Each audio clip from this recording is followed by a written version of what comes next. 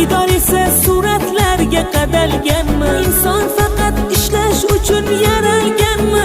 Keling bugun ko'rishaylik jigarlarim. Sog'inch faqat bolalikka atalganmi? Didor esa suratlarga qadalganmi? Inson faqat ishlash uchun yaralganmi? Keling bugun ko'rishaylik jigarlarim. Taskin topib bo'larmikan telefon